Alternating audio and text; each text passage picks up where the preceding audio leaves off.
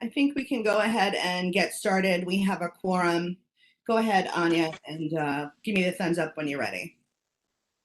Okay. Okay. So just a reminder to all board members, this is being live streamed and taped, and will go up on our YouTube. So this is the public. This public hearing is called to order at 6:34 p.m. on Wednesday, October 6th, 2020, via Webex. The purpose of this hearing is to hear public testimony with respect to a variance application to the Board of Standards and Appeals 2021-42-BZ and 21-BSA-056K for 2901 Avenue L, Block 7629, Lots 6 and 10. A variance application has been filed with the Board of Standards and Appeals pursuant to Section 72-21 of the Zoning Resolution of the City of New York, as amended, to allow for the construction of a 3-story end cellar yeshiva contrary to the floor area, lot coverage, wall height, front yards, side yards, sky exposure plane, and setback, side setback, and parking within an R2 zoning district. If you wish to testify on this issue, please use the Webex raise your hand function to speak, or email your comments and questions to info@cb14brooklyn.com. Comments received during this hearing will be read aloud for the record. Please state clearly for the record your name, address, and organization prior to giving testimony.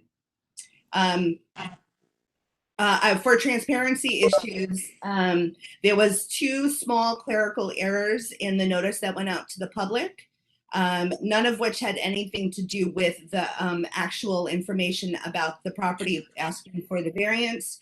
The first clerical error was an archived letterhead was used from the board with the former board chair, Ed Powell's name on it. I am the chair, Joanne Brown, and I am presiding over this this public hearing this evening.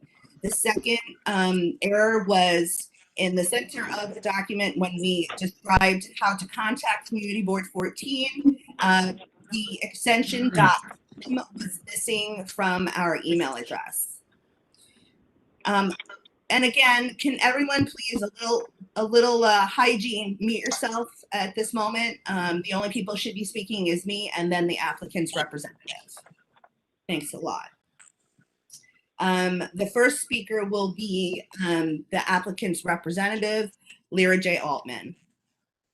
Good evening, Lyra Altman from the Law Office of Lyra Altman. Thank you for the introduction. I am here representing Yeshiva Refrigerated this evening.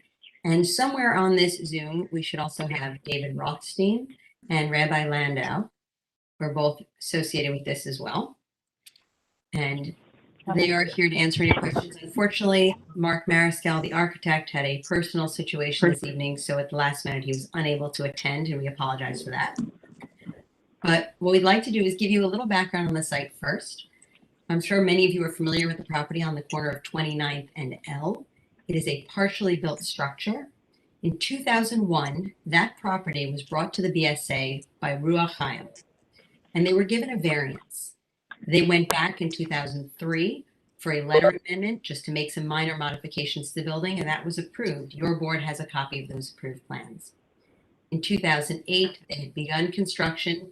About 25% of the building was built, 50% of the money was spent, and they went back for an extension of time to complete construction. Unfortunately, as everybody on this call that is familiar with that site knows, that never came to fruition. There was a financial problem with Ruach Chaim. It was not my client, so I can't speak to the specifics of their reason for failing to finish, but we've been told it was financial, and the property was sold. Now this yeshiva, Yeshiva Or Shraga Dvoretsky, would like to take over the site and put a school into the same location. The proposal is very similar to the previous proposal. The height remains the same. The number of stories remains the same. The fact that it's a school remains the same. The waivers, the only waiver that's actually different from the prior approval is the floor area waiver. The previous floor area, we're not sure why, because the building envelope, as far as the front yards, there's no front yard on 29th Street, no front yard on Avenue L, just like the prior approval. There is no side yard parallel to East 29th Street, just like the prior approval. And parallel to Avenue L, there is a 20-foot side yard adjacent to the residential structure. Again, just like the prior approval. The height remains 36 feet, as was previously approved. And somehow our floor area calculations are slightly. We have a grand total of 19,372 square feet, which is a difference of 712 square feet from their approval. We believe there might have been a calculation error because, as I said, the outside shape of this building has not changed. The yards have not changed, and the height has not changed. Okay, so what they'd like to do is take the existing structure and finish it. And this will be for 9th through 12th grade boys, in addition to a base madrash grade at the end. And if you have any questions, I'd be glad to answer them. Thank you, Ms. Altman. And just for the record, the board office has received proof that notice to the public within 400 feet was given, correct? That is correct. Okay, thank you. Do the board members have any questions? I am opening my chat. Okay. If you like, we can go through the plans, but. Okay. The first question will come from Carl Henry Cesar, board member. Thank you, Chairwoman Brown, and Ms. Altman. Thank you for the presentation and the context. I think this question may be to you and the board in general. In my time on the board, I believe I've heard historically CB14 looks for the FAR to be around a 1.0. I guess my question is, does that count for, yeshivas as well? And I think if I heard Ms. Altman correctly, she said that, Ms. Altman, did I hear you correctly that the proposal that had been approved in 03 and I think construction had halted in 08, that the FAR wasn't 1.0? That is correct. The 1.0 that you're referencing, and Chairwoman Brown, I hope you don't mind my stepping in on this one. The 1.0 that's being referenced by you is a valid statement. That is for special permits. That's typically what we request in the R2 zone for a special permit for a home enlargement. That's a district that allows a 0.5 FAR for homes. This is a little different. We are still in the R2 zoning district, but we are a community facility and we are a variance. So the rules are a little different here. We don't look within that same set of parameters. So what is permitted in this district for a community facility is 1.0, and what we are requesting is a 2.31. Thank you very much for that explanation. Of course. The next question from Barden Prasant, board member. Hi there. Thanks for the presentation there. I noticed that the visually the plans from 03 and now are extremely different. I'm wondering, I assume you all, well, it wasn't you, but I assume that the previous applicant had come to the board back in 03. And I'm wondering if, Sean or anybody remembers, had there been any discussion back in 03 specifically pertaining to the actual design of the building? I just want to know if, there was anything that the neighborhood had sort of put forth as far as the design. And now, since the design is so different, if maybe, the neighborhood might respond differently now. Thanks. Sean, do you have any recollection? I don't believe you were here. I wasn't here in 03. I wasn't born yet. No, I'm just kidding. But no, I wasn't here. But the board did approve. Silly me. So we have to pull Doris Ortiz out for this one. Yes, the board did approve it, so I have to assume. I mean, and they approved it through a properly noticed public hearing. So any concerns or questions about the about the design would have been vetted through that process back then. It eventually was approved by the board, and then it made it through BSA as well, right? Lyra, did it go all the way through the process? Approved by BSA, yes, in 2001, amended with a minor amendment in 2003, which didn't even come to your board because it was just interior changes and changing of a bulkhead on the roof. Did we receive in response to the 400-foot notice any comments pertaining to the new design or even just the fact that it's going to be completed? Joanne, do you want to take that? I do have a statement from a neighbor. I'm going to go through all the board members' questions, and then I'll read the statement from the neighbor. Okay, thanks. And I'd like to remind anyone that's doing call-in, you have the ability to unmute yourself using *6 and then remute yourself *6 if you are a board member and like to make a comment at this time. Next question will be from board member Greg Alvarez. Thank you, and thank you for the presentation as well. I just have a question as well regarding the differences between original approval and this one. Can you please speak into the microphone? I want to make sure I hear your question. Okay, can you hear me now? A little bit better. Oh, I'm sorry. I'll try to adjust here. Oh, there we go. That's better. Okay, good. So the question I had related to what would be the difference in terms of from the original approval in terms of, for instance, the grades that were associated with the original approval and whether or not there are any changes to the anticipated number of students that would be served by this school? Unfortunately, I don't have all of the information on that prior approval because it's all not available to me at the moment. What I do have is the drawing, of course, the plans. The biggest change that I can see looking at the plans, the outside bulk of the building, as I said, really hasn't changed. What's changed is the inside layout of the building. I can also tell you that what we're proposing is 9th through 12th with 30 students per grade. And the base madrash is going to have 25 students. And that's our max capacity. That's not day one. But that is where we are looking as our maximum. Okay, thank you. So we don't necessarily know if that amounts to more, more students than were contemplated from the first go around. We just don't know that. I don't know that right now, but it's a good question. I'll be glad to look into it. And if I can get an answer to that, because I haven't yet been able to obtain the file, but if I can get my hands on that, I will certainly let you know. Okay, thank you very much. I'll make a note, Sean, to let you know if I get that. The next question is from District Manager Sean Campbell. Thank you. I have a few quick questions because just in terms of what impacts my day-to-day. Lara, could you let us know how sanitation will be handled and if that's worked into the design of the building, how transportation is anticipated, and just if you could also explain why is this a new variance application rather than just a special order calendar application? Okay, let's start with just the basic, which is why is this a new application? We had spoken to the board, but truthfully, applications expire after a certain amount of time. They had gone for an extension of time to complete construction in 2008. That is quite a while ago, and they never finished construction. We went to the board, we tried for an amendment, and they said because it's a different school, because it's been so many years, so much could have changed, they'd rather see us come in as a new application so it's getting a proper full review. And we understood the board's comments and concerns because, of course, the way they review applications now isn't exactly the same as the way they did it when this was initially approved in 2001. So we acquiesced, and that's why we're here with a new application. And by the board, you're talking about BSA in this That is context. correct. Thank you. Board of Standards and Appeals. With respect to trash, Anya, can you pull up the plans?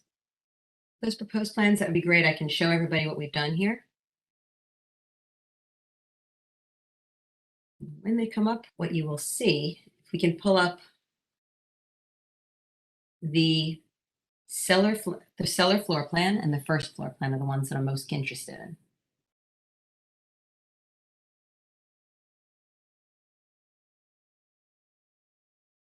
in. Oh, you went too far. Well, we could start on the first floor. If you look on the top left, okay, we're back to the cellar. Either way. If you look on the top left of the plan, on the first floor, which is what we're now looking at, you will see it says dry trash room. Do you see that right above the toilets?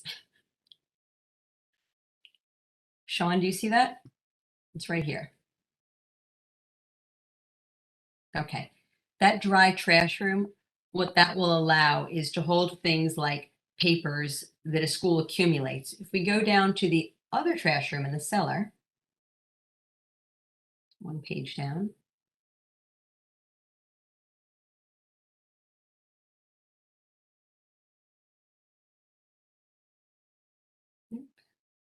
Is that it? No, I'm waiting. If we're still on the first floor, I'm waiting to get to the cellar.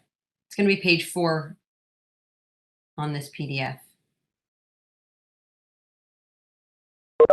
Other direction. There we go. Also on the top left, you see where it says refrigerated trash storage. That's going to be for things like leftover lunch. That is going to keep it from smelling, the fact that it's refrigerated. And on trash day, the refrigerated trash and the dry trash will be taken outside. So they're not going to be gathering outside waiting to be picked up. It's going to be brought out for trash pickup and stored inside the building otherwise. With respect to parking and traffic, we are actually in the process of running a study on the traffic and parking in the neighborhood. At the same time, we've hired an environmental consultant for that. At the same time, we are running an analysis of where all the students live and how they each anticipate getting to the school so that we can go to the BSA with full information as to how these specific students plan on getting there. Because as you can imagine, they're a little older. We were using a lot of buses and things for the school when it was all younger children. Now there's the possibility, and what I'm being told is a lot of the students take bikes and a lot of students take all sorts of other, I'll say, wheeled devices to get there. Thanks, Lara. Of course.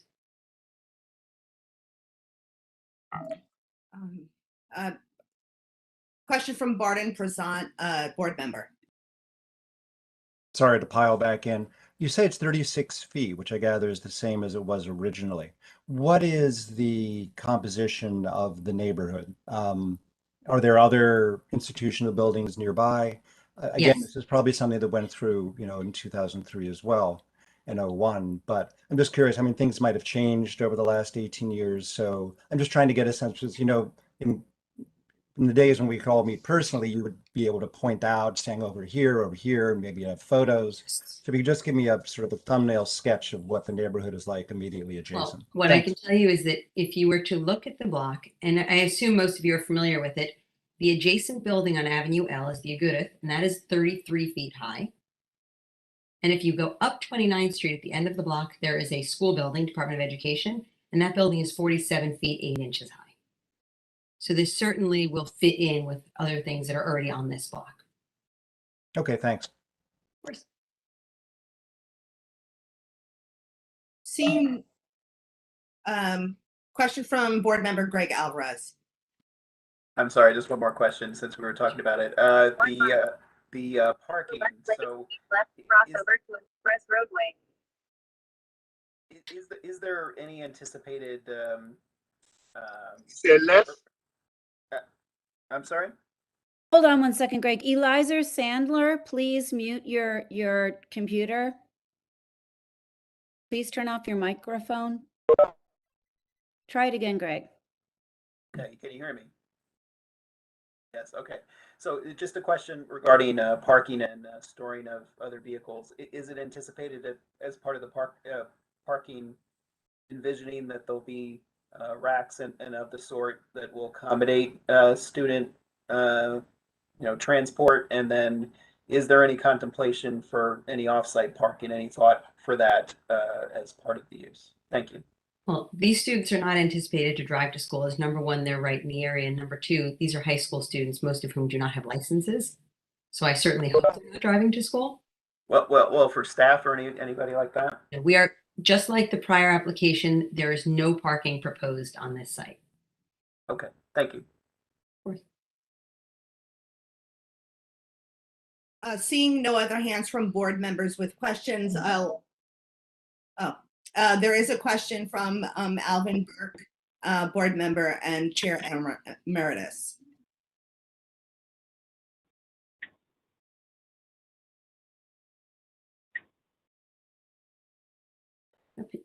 Feel free to go You're ahead. muted right now. Yeah, feel free to go ahead. Okay. There you go. Would like you to rephrase for us how many students are contemplated being accommodated by the 30 students from the 9th to 12th grade, and that's 30 students per grade, and then 25 students for the base midrash. yeshiva currently in operation on another site? I'm sorry, can you repeat? He said, is the Yeshiva yeshiva currently in operation on another site? Yes, this yeshiva has been in operation since 1986 when it began with just a preschool. As those students aged up, what they did was they, of course, created an elementary school, then eventually a middle school, and now a high school. And the high school has been in operation for years. They had at one point outgrown the main building where everything was located. They took the high school and moved over to, I believe it was 1249 East 18th Street. Mr. Rothstein, if I'm incorrect, shake your head against me. No, you're shaking your head. Yes. Okay. So the high school's at 1249 East 18th Street, but fortunately for them, it was well attended. And unfortunately for them, that building wasn't big enough to hold the students that they had hoped. So they are now looking to do this to house their school, for the high school, I should say. Will this house be school? Or will there be a crunch as far as space accommodation? I'm sorry, it's very quiet. I'm having trouble hearing you, Mr. Burke. I'm asking whether it's that this variance will permit this site to accommodate the entire registration of the yeshiva. No, this site is not to take the entire registration of the yeshiva. Only 9th through 12th grades in the base midrash. The middle and 8th grade and below will still be held elsewhere and housed elsewhere and are not to be brought to this site. Okay, thank you very much. Excuse me, will I have an opportunity to speak? Mr. Steinhardt, are you a member of the public?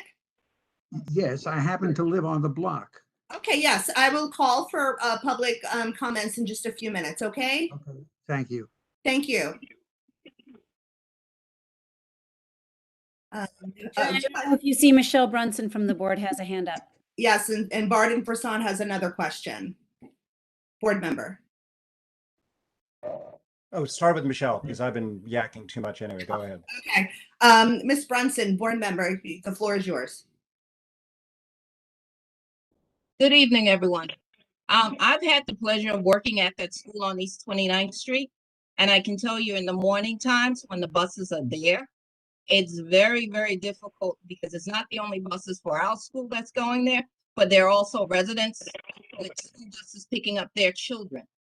Is there any way that there might be some consideration of staggering the times for the high school and the public school, the bus schedules that's already existing, because it will increase traffic flow if there are more vehicles coming in and out of that area early mornings? Just have they looked at the time that the other school starts and what the traffic flow looks like there, and consider maybe, since these are older children, having a later start time?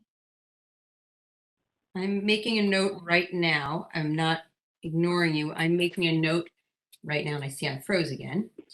And what we will do is I will make sure to keep that in the list of ideas, because as I said, we are running right now a parking and traffic study that will look at the timing of the other schools. It will look at the timing of our school. It will look at what's going on the block at the times that we're coming and going. If it looks like it's going to be a problem, I don't disagree with you that staggering times may be a good solution. But first we need to see what the problem is, and then we will try to address it. But I appreciate the suggestion, and certainly we'll keep that in mind. Thank you. May I kind of break? I was going to call on you, Nina Septier, board member.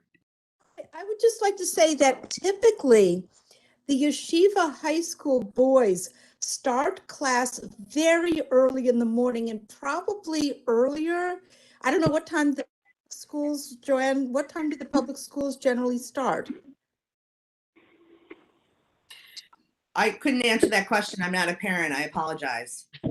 So typically, though, as a parent, I can answer that for you.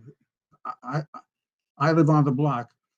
The children are being dropped off at the public school beginning at as early as 7:30, and they go into the school. They line up outside the school, cars blocking, double parking, blocking driveways.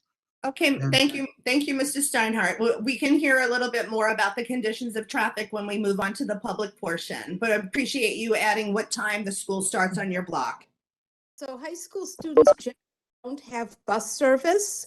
They take public transportation, or they bicycle or walk, ride their scooters, pardon me.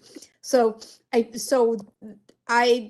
don't think there's going to be a lot of, if any, additional traffic. I mean, there may be from staff, but that's a whole other situation. And they typically do get out later than in fact, they generally get out much later than the public school kids. They may not leave until, say, as late as 7 o'clock in the evening. So there's certainly not going to be an issue at that end. You are correct in that typically the yeshivas do start earlier and end later than the public schools. But because I haven't looked at the exact start time of the public school on the end of the block, I don't want to say for sure that we are going to be starting before them until I have it as a fact. But you are correct. Typically, that is true. Thank you. Thank you, Nina. Seeing no other hands from board members, I will start by reading comments from the public that we received by email to the office, and then I will ask any public members who would like to speak to please use the raise your hands function. So the first public comment that I had that arrived to the community board email is from Alva and Maurice Waxman at 1201 East 29th Street. And they write, hello, to whom this may concern, in reference to 2901 Avenue L, aka 1187-1189 East 29th Street, BSA calendar number 2021-42-BZ and 21-BSA-056K. Hearing date Wednesday, October 6, 2021 at 6:30. We leave across the street at 1201 East 29th Street and wholeheartedly give our full consent and approval for this project to go ahead. This would be a great addition to the neighborhood, and I hope the board gives their full approval for this. So that is entered into the record. I don't see any hands, but I know that Mr. Steinhardt wanted to add something to wanted to bring a comment. Please go ahead, Mr. Steinhardt. Thank you. All the questions that the board has been coming up with are excellent questions. One of the things that was not mentioned was that there's a synagogue at the corner of East 29th and K. There's another one on there are two synagogues on East 29th and K. There is another synagogue on Avenue L and Nostrand. In the past, without this new proposed school, there have been many issues that I brought to the attorney's attention. I called her this week, maybe it was yesterday or the day before, and it's important to realize that people living on the block, people in the neighborhood, have a right to drive through it. Cars are constantly blocking driveways, double parking. There's no one around. They park in front of hydrants, which is dangerous. I'm not sure. I believe the dismissals are not a problem. A big problem has been with the prior. Well, I'm not going to get into the prior approval because that makes no sense. There's also Plaza Auto, which is on Nostrand Avenue between Avenue M and Avenue N. They are constantly 29. They have loads of cars. It is an issue. Joanne, if I can just jump in for any issues that are not relevant to that are about your day-to-day experiences in the community, Mr. Steinhardt, I would encourage you to get in touch with the office, and I recognize Plaza Auto Mall as an ongoing issue, and we will work with you on enforcement, especially if people are blocking hydrants and that sort of thing. But please reach out to our office. Don't wait for a public hearing about something else. We're here to help with those items. Okay, I appreciate that. Thank you. Okay, that is it. That's what I have to say. Thank you. Thank you, Mrs. Steinhardt. We appreciate your comments in this process. And I do want to note the time, Madam Chair. Yes, I know. I have a board member that has a question. Yehuda Eckstein, go ahead. Expeditiously, I know. please. One of the other board members asked about the other buildings in the area. I just want to say I live 3-4 blocks away, and it's an eyesore right now. And I see nothing. I couldn't be more pleased that this yeshiva is buying it and will actually finish the building and actually look beautiful, because now it's just a rusted steel structure. That's a terrible eyesore for 15 years. So it's a wonderful idea for them to do this. Thank you, sir. Seeing no other hands from the public and no pre-registered speakers that wanted to give comment on this application, I want to bring it to the members that are the board members in attendance to come to a recommendation for the full board. I make a motion to approve. Okay. Second. Thank you. Are any board members ineligible to vote? Hearing none.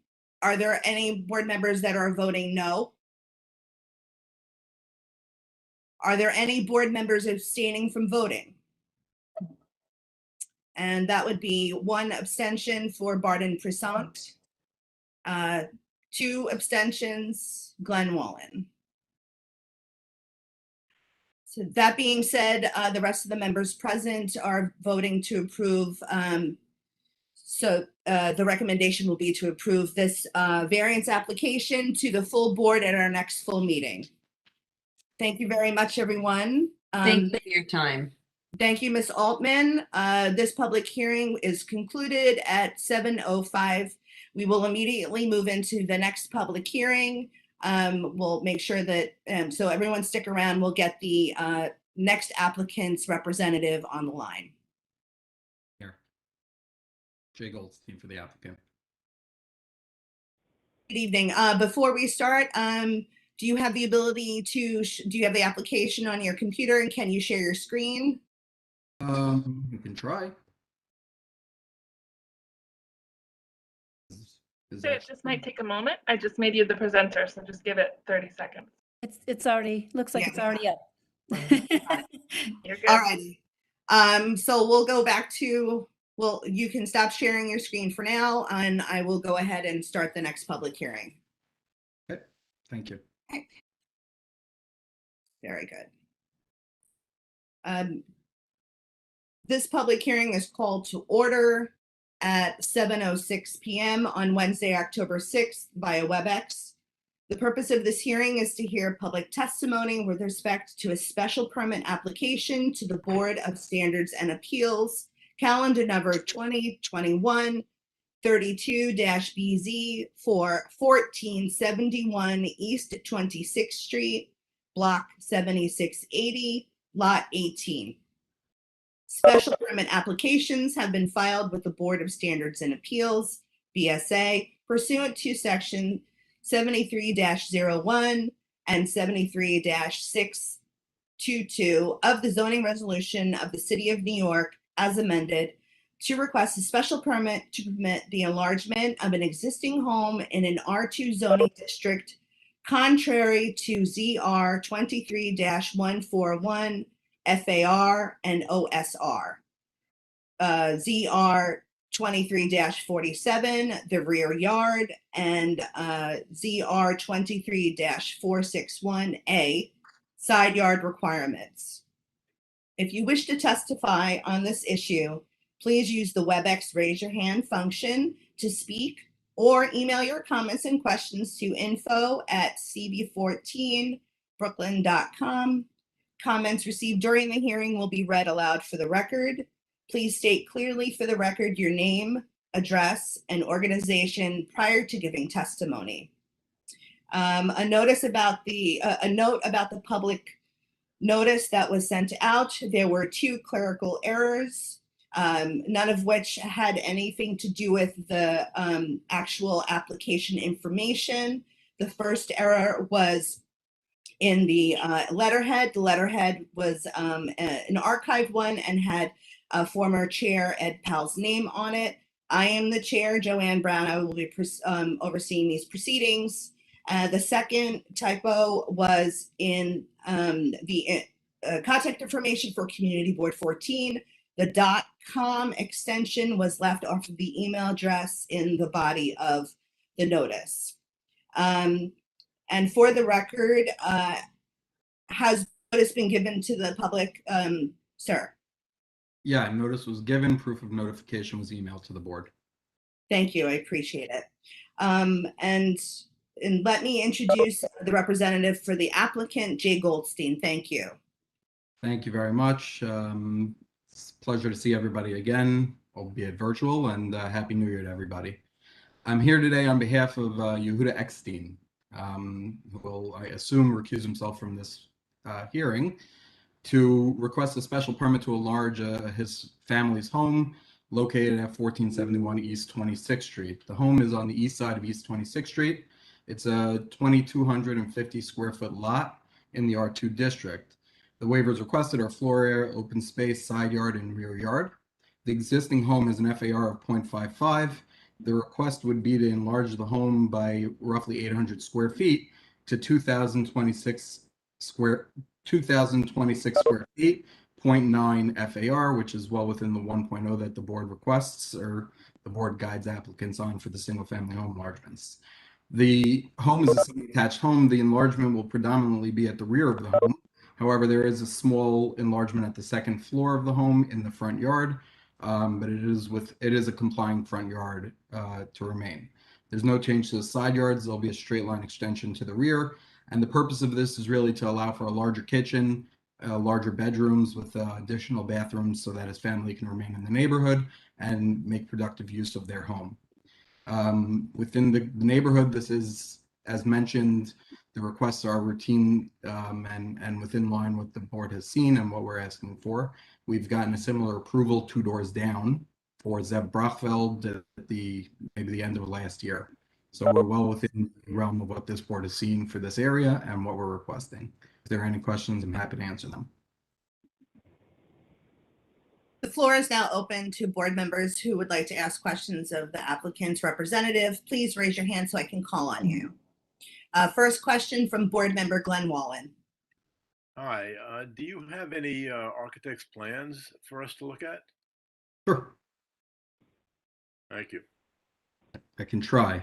I'm not great at Webex, so let's see. And Glenn, you can also refer to the reminder email that you received yesterday. All of the plans were attached for board members. I'm happy to go through it quickly. So if you're seeing my screen, just I'd ask for confirmation of that. So you'll see the hatched portion at the rear. Proposed 2-story addition is where the majority of the proposal will be. There is at the front or the right side of this page, you see a proposed 2nd floor where we'll be bumping out the front of the house. The reason for that is by bumping out the front of the house, as you'll see, we actually gain an additional bedroom. The cellar of the property will remain open for accessory use and storage and play.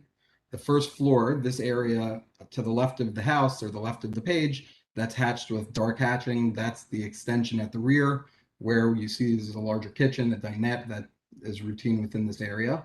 There's a large open living room, dining room. The second floor will essentially, the second floor will be gutted and extended in both directions. The master bedroom towards the rear of the home and bedroom number 3 to the right side of your page is that front yard addition. So you'll see that it'll have, when complete, he'll have 4 bedrooms, 2.5 bathrooms to facilitate his family, his growing family. There is no proposed attic. So that's the extent of the home. Reason being, it's a semi-attached house and it's very hard to create a 3rd floor without impacting the neighbor that you're attached to. So the Board of Standards and Appeals with semi-attached homes has requested that we don't pursue those. So if you have any questions about that, I'm happy to answer it. Thank you. Carl Henry Cesar, a board member, has a question. Thank you, Chairwoman Brown. I do see Yehuda has a hand up. Should we wait for Yehuda or can I go? His hand has been up. I think he didn't put it down. Yeah, I never put it down. Okay. I just want to say for the record that I'm ineligible to vote on this. I have to state that straight out. So I'm just saying that now that I'm ineligible to vote on this. Okay, cool. Thank you very much, Yehuda. So, Mr. Goldstein, thank you for the presentation. The question, and thank you for the context for the ask. The question I have is, out of curiosity, could you help me understand what is it that I guess you are trying to achieve with the special permit that I guess maybe wouldn't be achievable within the current zoning? So to put it simply, everything, but I'll explain in a little greater detail. So the underlying zone is an R2 allows for 0.5 FAR. So Yehuda would be allowed to build a 1,500 square foot home or a 1,400 square foot home.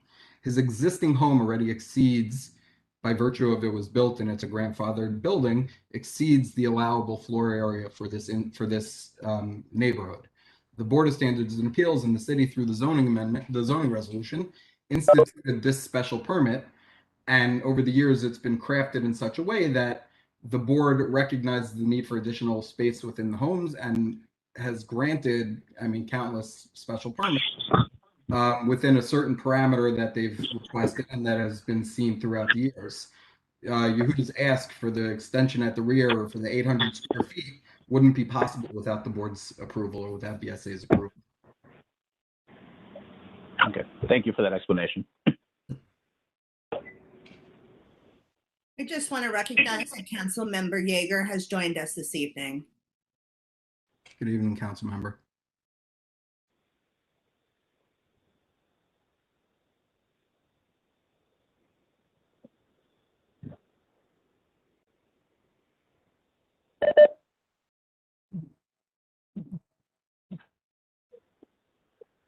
I don't know, are there any other questions for me? Hold on for a second. Did we get any comments from the public via email? No, we did not. Okay, thank you. Board Member Ann Gordette. Hi, thank you very much, Chairwoman Brown. Mr. Goldstein, the forward view, the street-facing view of the two semi-attached homes appear from the street to be contextual. How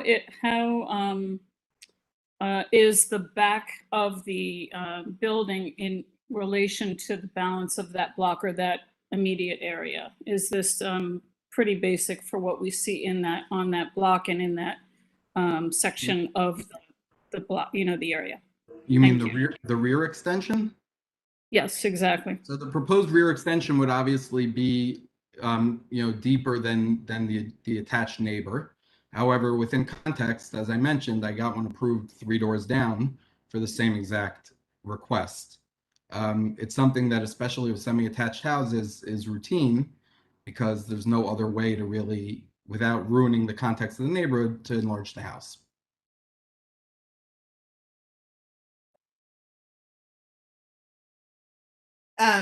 We're running very behind, so I do want to, limit the questions from board members. We've already gone through the public period. So Glenn Wallen, quick question, Glenn Wallen, board member, and then Gregory Alvarez, and then hopefully we can go to a recommendation. Thanks.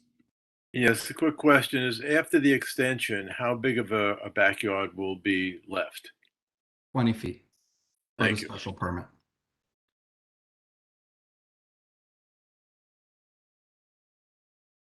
And board member Gregory Alvarez, did you want to ask a question? Sure, I'll just ask the question quick. I saw on the plan that it looked like the garage may be removed, or is the garage going to remain? No, with most of these garages removed, especially knowing your board's request that garages not be butting up right to the houses, there would not be a way to keep the garage over here.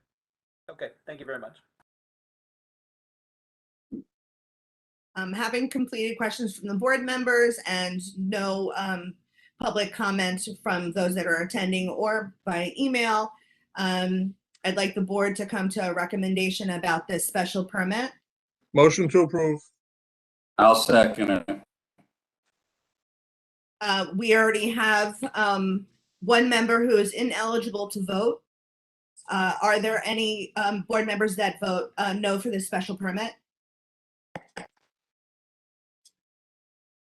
Are there any board members that are abstaining from voting on this special permit?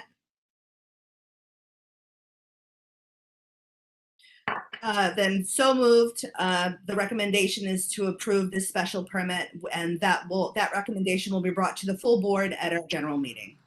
Thank you very much, Mr. Goldstein. Thank you, board members. Thank you very much. This public hearing is concluded at 7:19 p.m. We're going to move right into the next public hearing.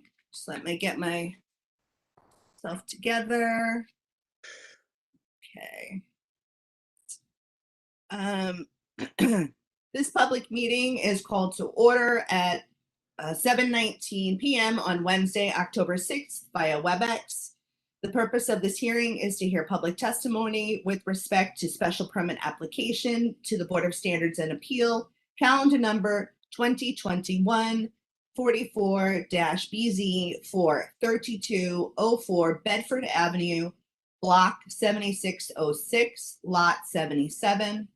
Special permit applications have been filed with the Boards of Standards and Appeal, BSA, pursuant to Section 73-03 and 73-622 of the zoning resolution of the City of New York as amended, to request a special permit to permit the enlargement of an existing home in an R2 zoning district, contrary to the FAR zoning resolution 23-141 and OSR 23-141 side yard zoning resolution 23-461A and rear yard zoning resolution 23-47 requirements.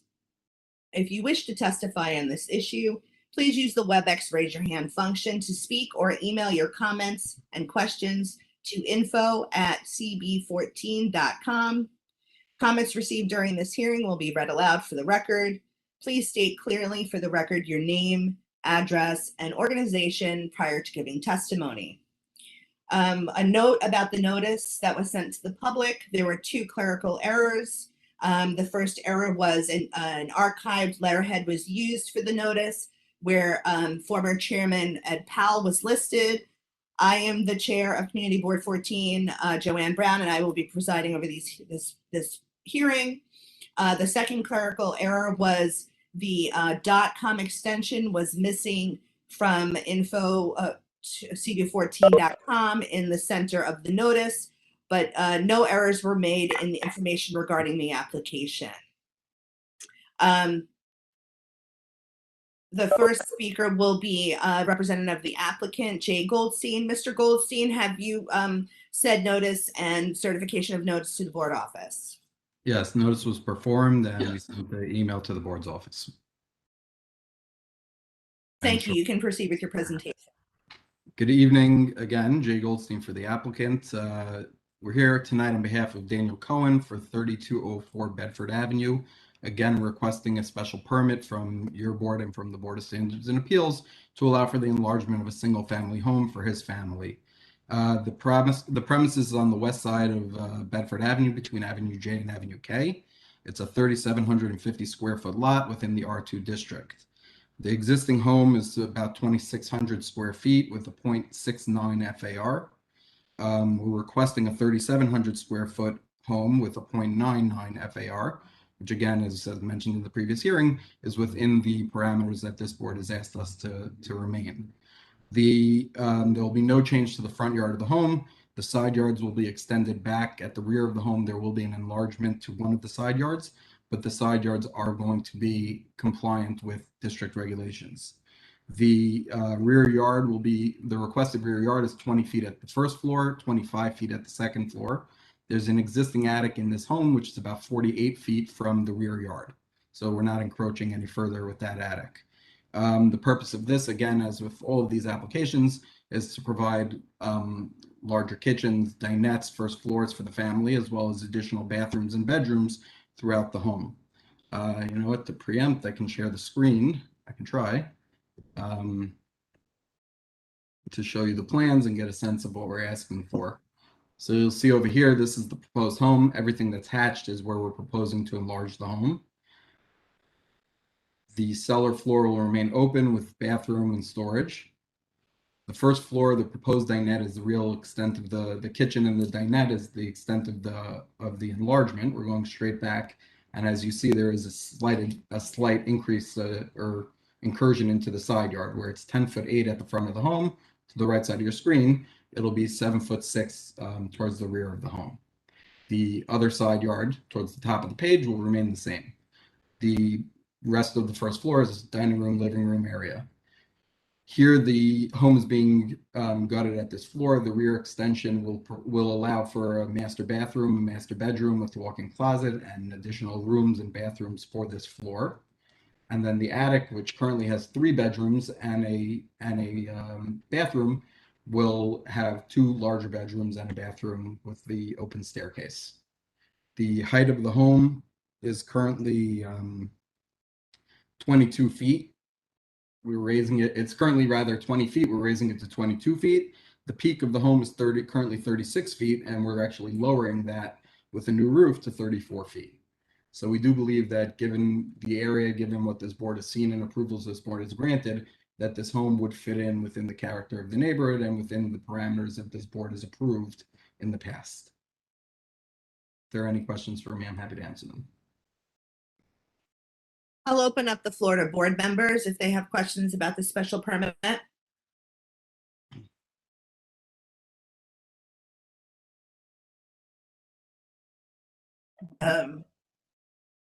Carl Henry says our board member, go ahead.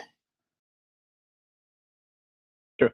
Thank you, Chairwoman Brown. So Jay, same question for the previous one.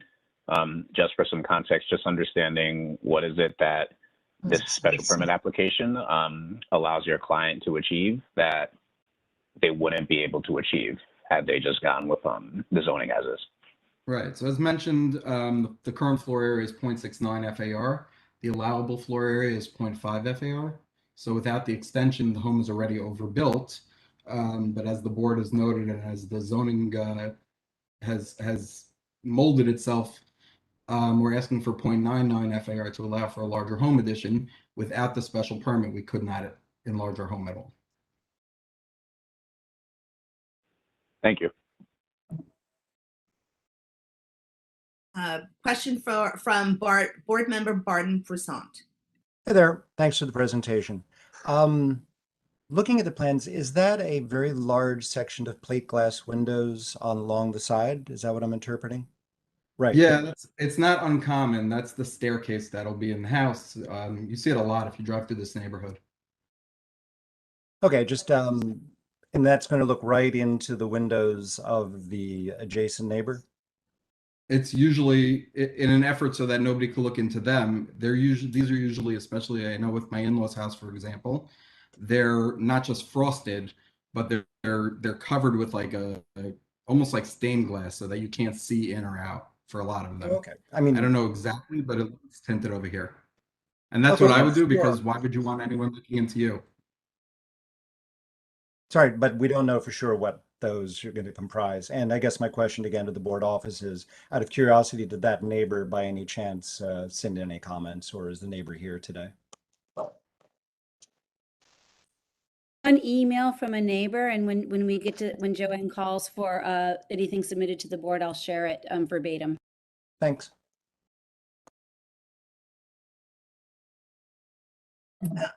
And I have a question from board member Gregory Alvarez and then Glenn Wallen, board member. Thank you. Yes, just a quick question. Could you put up the site plan again that shows the driveway? This plan? I think you have it on another screen. You're going to have to move it back to your. I apologize. Yeah.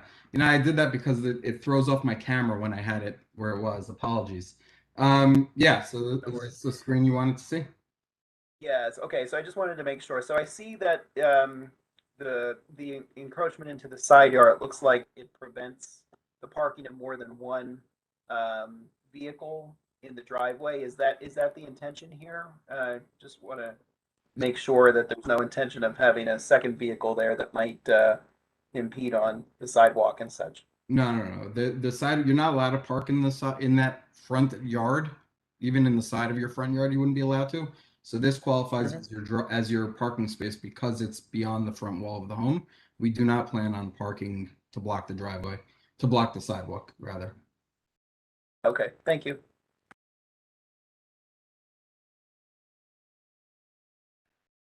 Go ahead, Glenn Wallen, board member. Thank you. I'm wondering, in the notification to the neighbors, are they aware of all the glass that's going to be facing them? Thank you. I just give a notification that tells them to call in if they have issues and that the application is available at the board's through the board. Again, the glass on the side of the home over here is not something that's unique to this house. It's something that this board has seen and approved many, many times. And as I mentioned, majority of the time, so that people shouldn't be able to look into the home, they're frosted glass or stained glass so that you can't see. This is a religious family, so they're not going to want straight clear glass down the side of their house because you're not going to be able to walk around, especially up your staircase. Thank you. A question from board member Nina Sebgier. Unmute. Thank you.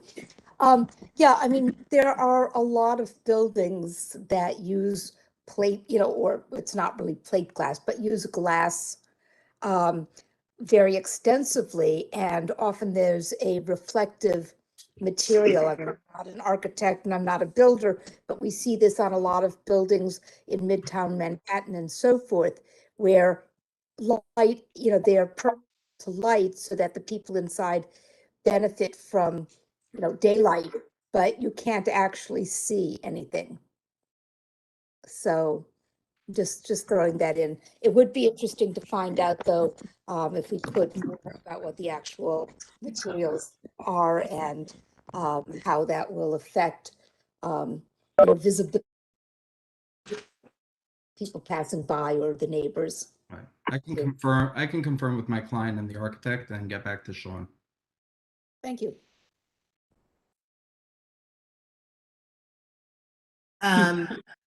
Greg, you don't have a question. Your hand is still up. Oh, sorry. I'll put it down. Thanks. Thank you very much, board members. I'm going to open up the floor to the public. Are there any members of the public here on this Webex that would like to speak? Please raise your hand. We did receive an email from a neighbor. Because we were running late, they were not able to join us. Sean, should we read what their email was, even though it's not necessarily substantial? Well, But they do ask for, they do note that they have concerns regarding the back of the house. And so, Jay, since we don't know specifically what those concerns are, can we just, could our board maybe just commit to making sure that we facilitate a conversation directly with you so that you can hear and potentially address those concerns? Yeah, can I ask if it was the neighbor Jidel who was directly Yes, behind it us? was. Yes. I spoke to I spoke to Mr. Jidel earlier today. I put him in contact with my client. They had a conversation earlier today, and they have exchanged numbers. They've met in the past, and I believe they'll work together to ensure that everyone's happy. Okay, and I'll reach out to make sure that we can facilitate and any whatever needs to be done. Conversations. No, yeah. You know Thank how you. to get it. Yes. Seeing no other emails or members of the public that want to speak on this WebEx, I'd like the board to go ahead and form a recommendation to give the full board. Motion to approve. Motion to approve. Second. I second it. Thank you. I'll go ahead and ask for the vote. Is there any board member in attendance that has a no vote for this special permit? Are there any board members that are abstaining from voting? I have one abstention from Joel Siegel. I have one abstention from Michelle Brunson. Seeing no other hands, is there anyone that is ineligible to vote on this special permit? No hands. Okay. Thank you very much. Oh, so the recommendation will be to approve this special permit. That recommendation will go to the full board when we meet at our next general meeting. Thank you very much. Thank you, Mr. Goldstein. Thank you, board members. Thank you, members of the public that attend this meeting. This public hearing is concluded at 7:34 p.m. For board members that are still on the line, we will now, when the co-chairs are ready, we'll start the Transportation Committee meeting tonight. Thank you, everyone. Thanks. Thank you, Joanne. Thank you, Sean. Thank you, Anya.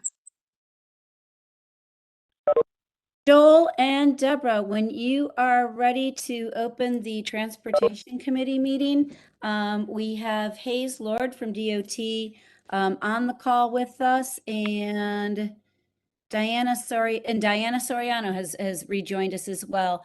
So you are green light, go. Deborah, want to speak? Want to lead the meeting?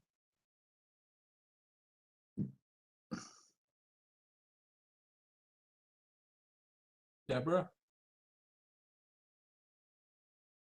I don't hear anything from Deborah, so I don't see her.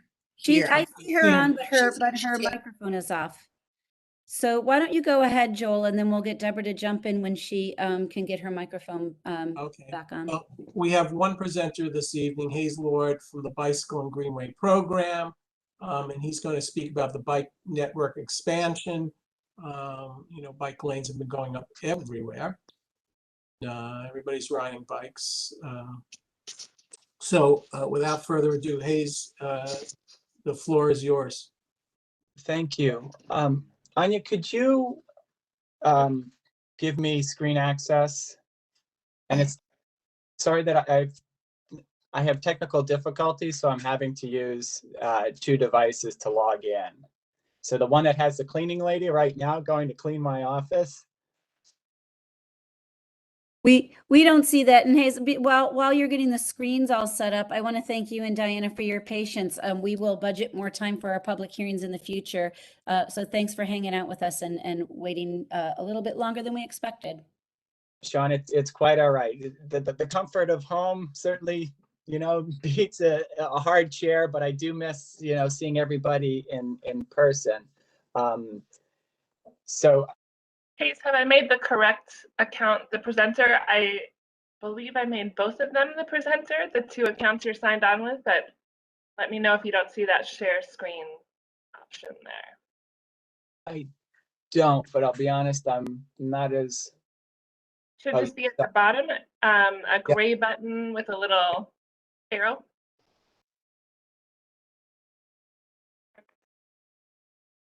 Success. All right. So again, thank you, everybody. It's a pleasure to be here. I could be in person. You know, I've always enjoyed working with the members of Community District 14, and I look forward to continuing that effort with this particular project. By way of background, several years ago, we created a safer cycling report. As part of that report, we identified 10 priority bicycle districts. 7 were in Brooklyn, 3 were in Queens. Community Board 14 was identified as one of those districts. What qualified for that designation was essentially the high killed and severely injured of cyclists, as well as a lack of a bike network.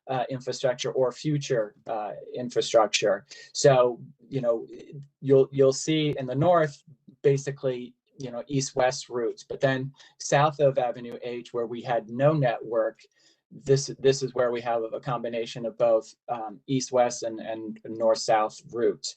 Obviously, there's, you know, with community district being such a narrow district, you know, as I said previously, we want to be able to have a network. So that meant, you know, making connections to the adjacent community districts. So we look to be in continuing our engagement of those community districts to be able to expand it to be a much larger network in this general area. So for sake of simplicity and we've broken down the different facility types here, where on the left hand side, the bike lanes, this is typically where we have a 30-foot wide street. So really what we can do, and it's one way, and so what we can do is just our typical bike lane, which you see on Argyle and Rugby. So I won't list the streets, you can read them, and I apologize if there's any, you know, any issues with clarity. But the next one in the middle, this is where we have a wider street. It's typically like 44 feet wide, but we can't fit two, and it's a two-way street. We can't fit, you know, bike lanes in either direction. And I will also have to say is that one of the things about this project is we didn't want to take any parking away. We wanted to make really very minimal geometric changes. The only geometric change would be just the addition of essentially the bike lane or establishing the parking lane and the shared lane. So we were very conscious that, you know, we weren't, you know, developing a project that was going to have significant parking lots, signal timing changes, you know, adding turn-in lanes, even though those are safe, whatever. We just wanted to make this as simple as possible for the community, so they can start enjoying it. So for those, for that middle cross section, the bike lane and the shared lane, this is where in one direction we would have the bike lane, and in the opposite direction we would have a shared lane. You know, while we recognize we don't have two bike lanes, just the fact that there would be a bike route in both directions on that street is important, because also with the number of cyclists on that street, that would then just remind motorists that cyclists are present, because present. Take a breath while we remind all of our participants on this meeting to mute themselves. Certainly. Joel, if you could mute yourself, and you're unmuted. Giving. Hayes, you're allowed to be. Mr. Treff. Thank you. I think that's better, Hayes. Go ahead. Okay, thank you. And so where we really have very limited roadway space, but we still want to be able to make connections, because oftentimes these particular shared lane blocks are along corridors that have already bike lanes, but because the geometry of the street changes from block to block, we have to make, you know, some design changes. So there's certain blocks where it's just going to be a shared lane. But again, a shared lane is better than, you know, nothing. So I will now move on to the map, which actually then shows exactly what we would propose in terms of the designs for each of these streets. So you get a good sense. But, you know, really in summary, providing, you know, space for the cyclists is really important. We want to make sure that people are able to have transportation options, be able to bike in the community, that they've got a designated space where it's feasible to ride. We also want to make sure that the motorists, you know, recognize where cyclists are supposed to be, because we want to be able to, where we can, you know, organize the traffic, because I think, you know, based on what I've experienced, is when you organize the street, it becomes a much safer street. And so we want to be able to make sure that, you know, not only for the cyclists, but for the pedestrians and the motorists, that they're, you know, these streets are calmed a bit, because, you know, we've slightly redesigned it, and, you know, more cyclists are going to be visible on these particular streets. And that is essentially it in a nutshell. Thank you. Before I ask for questions from board members, I have a question myself. Is there any reason why Sean can tell me our southern border, but it seems to me that O and N, avenues O and N, are naturals as opposed to some of the other east-west blocks, because they're one way. So you have essentially a wide street there, those avenues. I'm just curious why those don't have bike lanes. I think at a certain point in time, and what you actually don't see on this map compared to this, is that we want to be able to extend further south of Avenue M. So, you know, we want to be able to provide a network, but we recognize that we can't really do all of this right now. And so we want to be able to, you know, come back to you guys in, you know, another year or two with additional, you know, plans for, you know, 17th, 18th, 14th, you know, N or O. So we're just sort of taking this as a phased approach, working down, because we're also working, you know, in community district 15 and 18, 12. So we want to just, you know, continue our dialogue to make sure everything is tying in well. But thank you for that question. You're welcome. So do any of the board members have questions? Carl and Nina both have hands up. Carl, you go first. Thank you very much, Joel. And Hayes, thank you very much for the presentation. And so I have two questions. The first one, could you go to the slide that had the counts of the bike riders? Certainly. There we go. Yes, this one, thank you. And so it shows it was August 2018. I'm just looking at the numbers, and I'm just wondering, I have no idea if this is even feasible, but the numbers that you're showing on the weekend and the weekday, I guess the question is, it's a multi-part for the weekend. Was that the average, you know, over Saturday and Sunday? And then for the weekday, was that the average of Monday over Friday? And then the second question I have about this slide is was there even any way to see if these were unique bike riders, right? So if I'm looking at number one, that's almost 900, that's probably like 860 to 900 riders. But what I'm wondering is, does that mean that was 860 to 900 unique cyclists, or is that over the course of that 7-day period? That's how many people you saw, but there would actually be no realistic way to determine how many of these people were, you know, the same cyclists. Yes, thank you. These are very good questions. So our traffic counts or our bike counts coincide with our traffic counts, which is typically Tuesday through Thursday during the weekday. And in this particular case, we only chose one day to do the count. Weekends, it's typically just on a Saturday, unless there's compelling reasons to do it on a Sunday.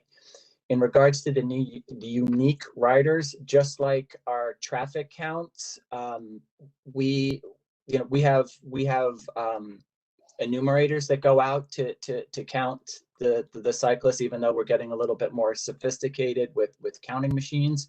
But these individuals will just count the cyclists and not determine, you know, any specificity, anything special about them.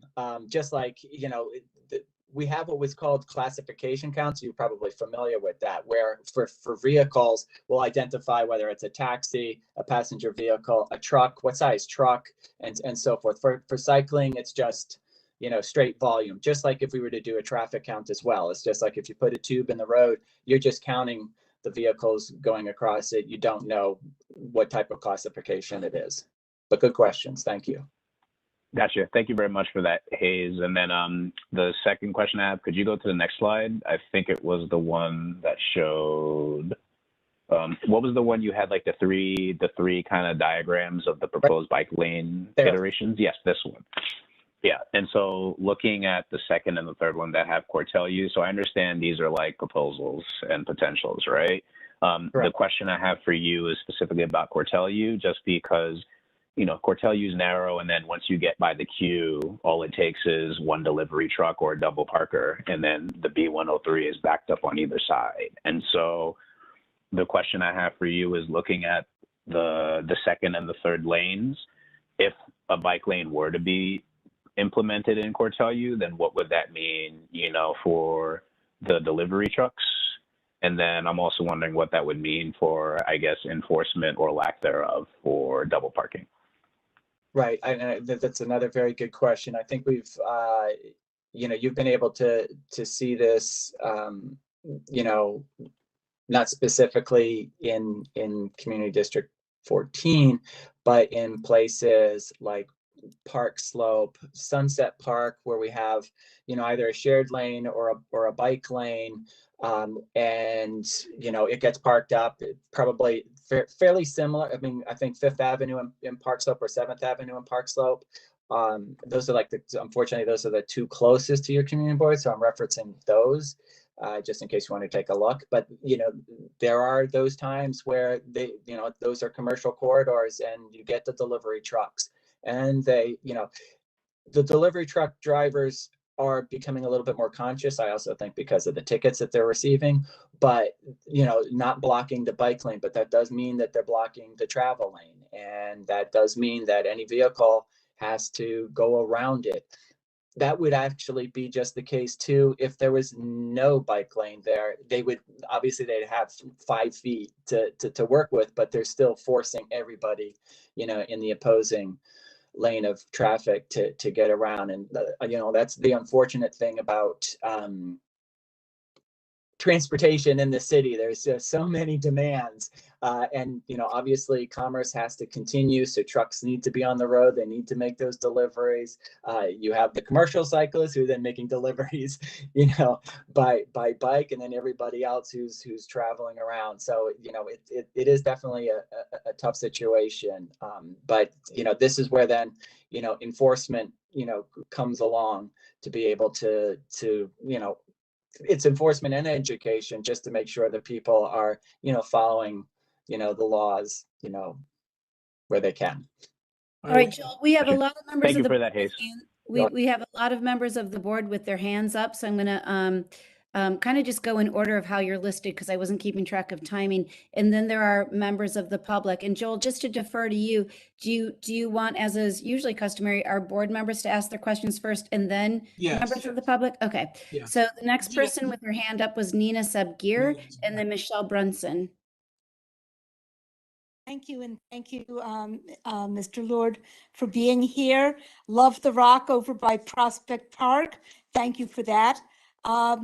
I am a regular bicycle rider. I commute to work most days by bicycle, and I was hit by a car door on Foster Ave in that stretch where the lane is proposed. So I think maybe had there been a lane there, I might have had a little bit more wiggle room.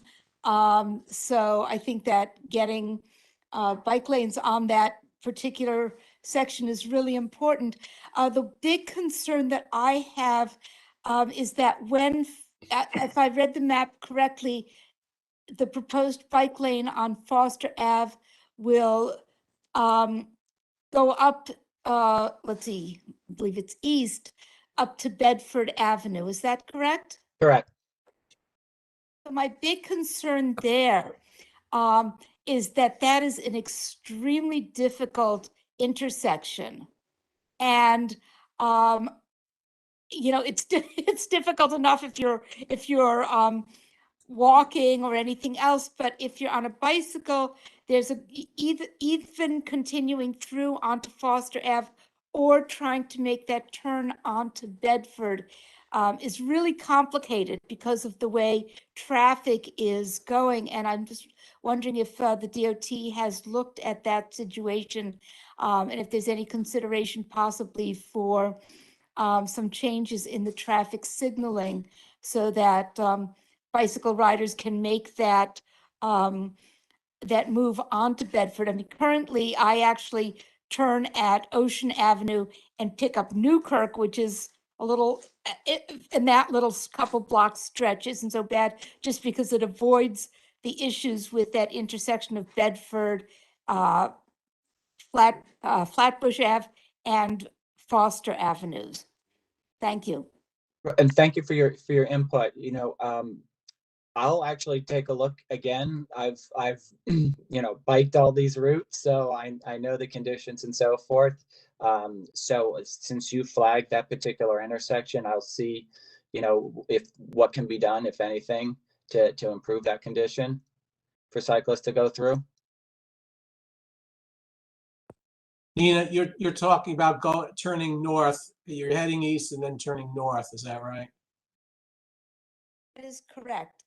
And I'd like to just point out that a child, oh gosh, this goes back quite a number of years, but a child was hit and killed waiting for their school bus right at that intersection. I think a car went out of control or something, but it's a kind of a tricky intersection, particularly, yes, if you are trying to then make a north turn onto Bedford. Okay, I'll take a look at that. As part of, since Bedford does have the bike lane, we have special accommodations for when bike facilities intersect with other bike facilities, as you probably have experienced with the bike boxes and so forth. And our designs keep improving, you know, as we do more and we're faced with, you know, more challenges across the city. So, you know, I'll definitely take a look at, you know, what we can do here to attempt to address your concerns. Thank you. Next, we have Michelle Brunson, then Barton Prasant. Hi, good evening. The Foster Avenue stretch, that's from, okay, I understand Bedford Avenue, but where's the other end? Ocean Parkway. Ocean Parkway. Okay, another question. I understand the intersection that she's speaking about, and it is very dangerous for foot traffic as well. So if you could do something in your proposal to make it a little safer, it'd be greatly appreciated and glad to vote on it. Thank you. And I will add, and I thank you for bringing this up. A lot of times, you know, while I talk about, you know, bikes, or DOT talks about bikes, you know, we will look at pedestrian elements too, because if we're on the street and we can make some improvements for pedestrian crossings and so forth, you know, we want to be able to do that. So thank you. Barton Prasant. Thanks very much. I think I'd been there at the original presentation when you pitched the Argyle and Rugby routes. And I think we may have had a discussion about what the anticipated percentage increase in traffic would be with the new lanes. So from the looks of it, it doesn't seem as if you have done more recent figures from 3 years ago. So we'd be really interested if you could possibly do another study now so that we can get a better grip. I mean, you yourself had said you anticipated maybe a 2 to 3 times increase, and it would just be great if we could actually see what the figures were. Thanks. No, and I agree. And unfortunately, because of COVID, you know, all our counting basically came to a halt or was significantly reduced. So we weren't able to get, you know, updated counts, which we, you know, typically do for any of our bike facilities. We have a before as well as after, just gauge, you know, how successful we've been or not. Great, thanks. Look forward to seeing the numbers. Thank you. Hey, Joel, Councilmember Yeager asked to be recognized, and then after that, we'll get to the very patient member, John Puyo, who can let me know how badly I pronounced his name. Councilman Yeager, go ahead. Thank you very much. Thank you. First, Chair Siegel, I think I could probably answer your question. I think you asked at the beginning, why not N and O? And the answer is that they don't want to do it on quiet streets and residential streets. They want to do it on commercial streets. It's part of their plan. And you know, I look at a plan like this and I have to imagine that whoever designed this and presents it to a board has never stood on the intersection of Avenue M and East 18th Street in the morning for more than 5 minutes, or the intersection of Avenue J and East 16th Street for more than 5 minutes on any day. The idea that there's only so much space on a road. We know that. And yes, we want to accommodate everybody, but the roads were built and they're there already. And we can't devise up more road somehow. So the idea that somehow painted lines are going to keep trucks from stopping and making their deliveries in a bike lane is ridiculous. And the idea that we're somehow seeing tickets, you know, I was a member of this board for 18 years before I joined the council, and Sean's been district manager for quite a long time. And I don't know that we see anywhere that there is enforcement of double parked trucks making their deliveries. Not only is there not enforcement, but enforcement is not anticipated. I would love it if there were never a single double parked truck. I would love it, but that's not realistic. This is really, and I'm not being facetious when I say this, but I've said this often. I frequently feel like a city law should require that any bureaucrat who proposes a measure should be responsible for attending the funerals of people killed by that measure. This is going to kill people. That's not hyperbole. People will die because of bike lanes put on Avenue M, Avenue L, Avenue J, Avenue I, Foster Avenue, Cortelia Road, unless they are protected bike lanes, which is what I've advocated for and I've spoken on the floor to council about. But you can't build protected bike lanes everywhere. There are places we can. We do it in Sheepshead Bay. We do it along waterfront. There are places we can do that. We can't do it here. So thinking that we can squeeze this in somehow, create out of thin air more real estate in the middle of the road for bikes to be safely is ridiculous. And I would urge the board, if the board is going to take a recommendation vote, I would urge the board to vote no on this. And Mr. Prasad, you're correct. We talked about Argyle, the east-west, when I was on the board, and the need for an east-west route. And the idea was to see how it worked over time and to get numbers. And here we are, you know, 2021 October, with numbers that date back to, I believe I saw correctly, 2018. I can't imagine that there hasn't been the ability of the Department of Transportation, with all its vast resources, to come to this board with last month's numbers, or 6 months ago numbers, or a year ago numbers. But we're relying on making a decision with 3 year ago numbers. Is that, Sean, I see you nodding no. Is that, am I wrong about what I'm saying? Well, let's seek some clarification on that. I'm sorry, I'm getting an echo.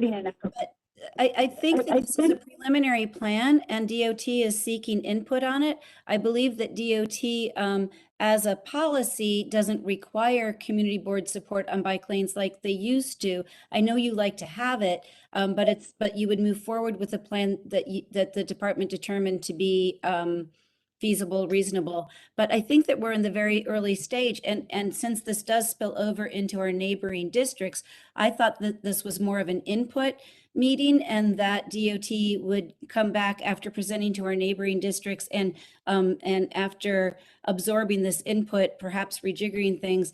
So I didn't think that we were in an approval presentation phase at this time. You know, in relation to the councilman's comments, as an avid biker, I bike everywhere, and regardless of where the bike lanes are, I'm going to go where I think it's easiest and safest. So I'm going to ride along O&M, even if there's a bike lane on it. Right, you're going to go where it's safest, Joel. I mean, that's the idea. Right. You're trying to keep yourself alive. Right. And that's the look. I mean, you know, we're all bikers in some way or another. Me, not as frequently as I was when I was younger, but my son is. We're trying. We want them to be safe. We don't want to encourage them to put themselves in danger's way. But when they have to swing out of a double parked truck that they didn't see because it was ahead of a car that was moving and the car just moved out of the way, and they're doing this on Avenue M and East 17th Street at 8 o'clock in the morning, when literally thousands and thousands of kids are being dropped off or somehow making their way tomorrow, this seems to me to be one of the more ridiculous things that a city can propose. And Sean, to your point about the vote, while I know, look, I'm a straight shooter, and you know, when I was on the board with you, one of the things that we always lamented is the fact that we vote and it's meaningless. The reason I asked for a vote is because I would love to be in a position to go to the mayor, whether it happens now or whether it happens in a little under 100 days and we have a new mayor, and to beg him to look at this street and to get his arms around an out-of-control DOT that isn't paying attention to this neighborhood. And to put it into context, DOT came to Borough Park to meet with Assemblyman Eichenstein, Senator Felder, and myself to propose a bike lane on Folks Get Ready, 13th Avenue, because there's room for one more thing on 13th Avenue in the view of the DOT. So the idea that, yes, we want to do bike lanes in a safe way, we want them to be protected. This is not going to do any of that. It's just simply going to drop white lines in the middle of incredibly busy streets. I was at a hearing with DOT at another community board on a somewhat related topic, but not bike lanes per se. And one of the things I heard DOT say was to a complaint from another elected official was, well, you elected official need to go get the police department to go enforce the traffic regulations on that block to prevent double parking. In other words, DOT, instead of going to its sister agency, both of whom work for the same person, the mayor, telling legislators, go advocate for enforcement. DOT has not, in my view, done its share of work in getting the police department to enforce the traffic regulations. And I'm not talking about sending meter maids out to write somebody a ticket for having stood over on alternate day or 6 minutes past the meter. I'm talking about the double parkers, the triple parkers, the quadruple parkers, who are all over the place, the bikes on the sidewalk, the motorized scooters on the sidewalk, the e-bikes on the sidewalks, everything that's happening, thinking that we can throw one more thing into the mix and nothing's going to go wrong is the height of insanity. And that's why I would suggest, Chair, if you have an opportunity, if you're able to, if it's not tonight, then that's okay to do it in the future. But only if the DOT is committing that they're not moving forward on this at any time soon, and they're going to give us more opportunity to have another bite at the apple. All right. Well, thank you. Thank you for your comments, Councilman. Thank you, Chair. And we have about 10 more people who have raised hands to speak, and we are at members of the public. John has been waiting for a long time. Sorry if I'm getting your last name wrong. And then we have Elizabeth Dennis, Alana Wilson, then Matt Dennis, and then Jeff Thomas. Hey, thanks so much for everybody doing the presentation. With respect to the councilman, I actually have a solution for the quadruple parkers and the double parkers, which is not to do these bike lanes and sharrows that make me as a bicyclist in the district feel really unsafe, but it's actually to remove a lot of the parked cars that we know are getting fewer tickets than usual in our district. I see them in no standing zones all night with NYPD vests and trooper surgeon placards. We need to have like real protected bike lanes that will actually help your son and other bicyclists like myself not get hit. The answer is actually to go way further in the direction of taking away parking, protecting people, but we don't want to admit that like there's not enough space for everybody in the district to get where they want to go, and parking and private parking seems to be this protected class. So I would love DOT to actually stop giving presentations with sharrows that make me feel like I'm going to die with somebody beeping behind me, and start doing presentations that remove a little bit of parking, especially on Cortelyou with so many delivery cyclists and businesses and people walking everywhere. What a ripe place to have a protected bike lane, 2 ways even, where people can actually use the street instead of just like leaving their car there all night, which I personally see all the time. So I think the solution is there is enough space in New York for all of us, but we got to remove some private cars, and that's going to stop your double parking problem. And thanks so much, Hayes, for doing the presentation and all the work you do. Thank you. Elizabeth? Hi. I also had noticed that there's no new protected lanes that are being put in. And in fact, there aren't any protected lanes in our district below Prospect Park, which is, the very northern edge of it. I actually recently got into cycling in the pandemic, and it's my preferred way of getting around the city. And bluntly, I go to our neighboring districts a lot more to to go to businesses and so on, because it's easier and safer to bike there. And I would rather be visiting more of the businesses and so on in our district, and I would rather be getting around our district by cycling. But as mentioned, these conventional lanes, and especially all of these the shared lanes. I've tried biking on the shared lane on Beverly, and it's very hard. It's actually easier to bike on where there's no lane on Albemarle because there happens to be less traffic. And it would be a lot safer if we had actual protected lanes, which would also solve a lot of the problems of cars going into them, because when the lane is physically separated from the street space that is reserved for cars, then you don't have the conflict between cars and bikes getting in the same lane. And so that's an easy solution that enforces itself. And I guess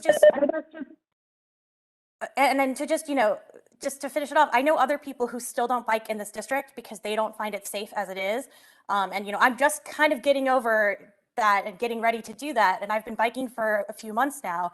And I think we could make it so that it's a lot safer for everyone. We just have to remove that constraint that we can't take away any parking spaces, which just feels so strange because the bike lanes would serve so many more people than each parking space can only really serve one household's car.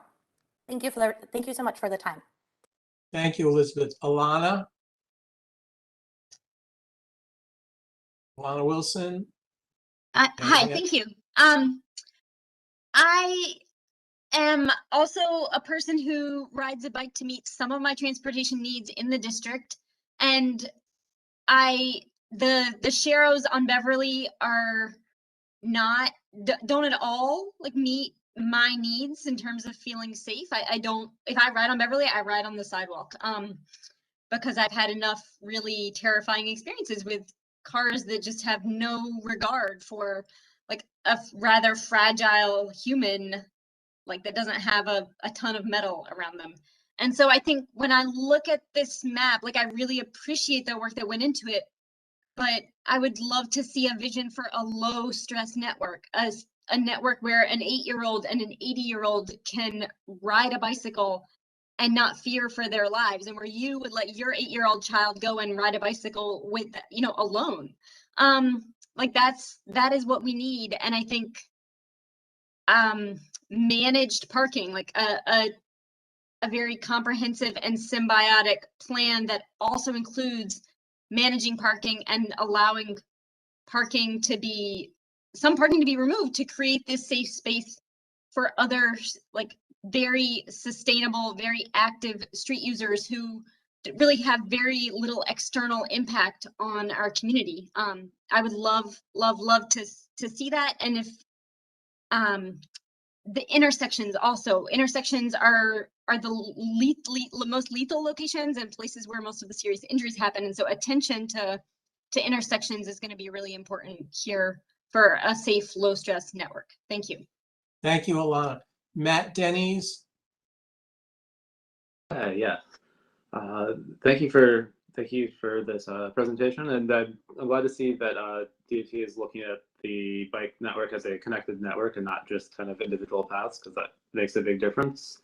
On the other hand, it's unfortunate to see so many shared lanes and other things like that in this planned network, because I don't think those make much of a difference. I was planning to complain about Beverly Road, but I think we've covered that already pretty well. It kind of just those arrows on the road don't really add anything when there's so many cars that are there that are not willing to make room for bikes. And then kind of to add on to the double parking and things, I'd say that every time I'm on Ocean Avenue, that bike lane seems like it should be a really good lane, but there's double parked cars on every single block that you go down. And it'd be nicer to see things like a protected bike lane would be amazing to see, because it would actually help solve the double parking problem and be much safer for bikes and pedestrians and everyone. But even simpler solutions like adding a loading zone on each block would help a lot.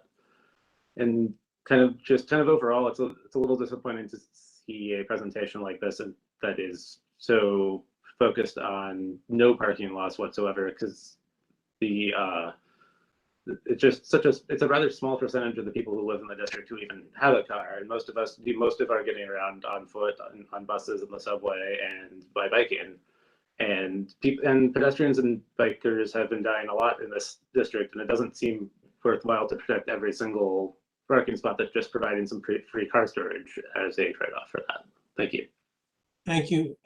Jeffrey Thomas. Yes. If you can you go back to the slide about the three views? Yes. I'm trying to understand, and I think other people are covering this, and I think I'm understanding correctly.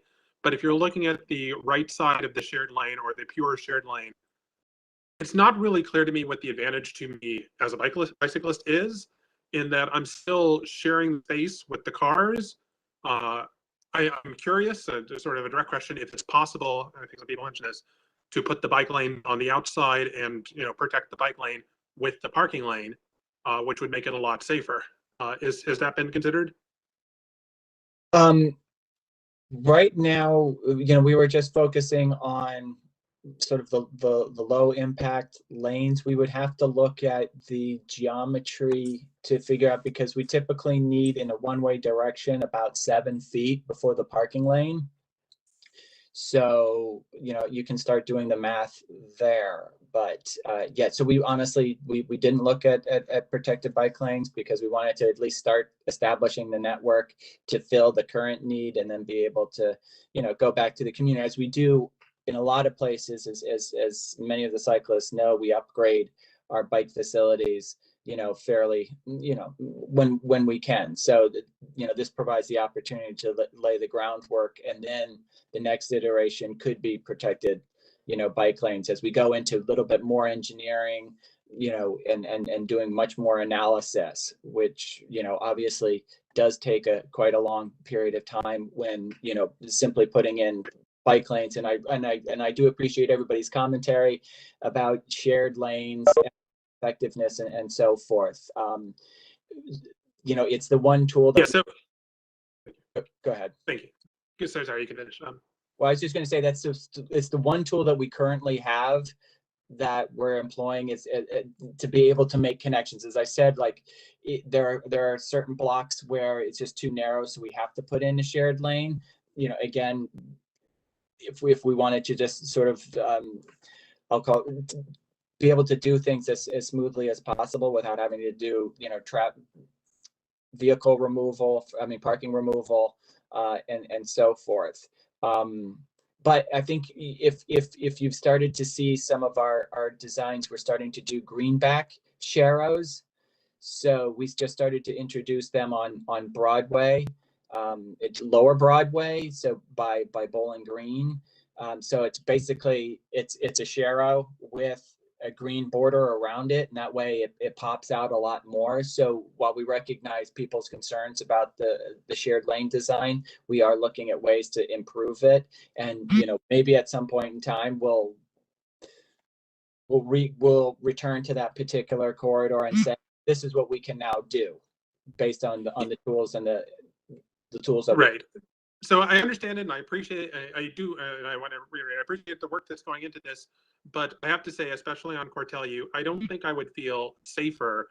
I think I would actually feel less safe with the sharrows being more visible, because on that street when I bike, I am either waiting for cars to pass or I'm taking up the whole lane, because there isn't actually that much room for a bicycle. And I'm worried that if we are painting sharrows, especially more visible sharrows, cars are going to say, oh, you've got a sharrow, that's clearly enough space for you.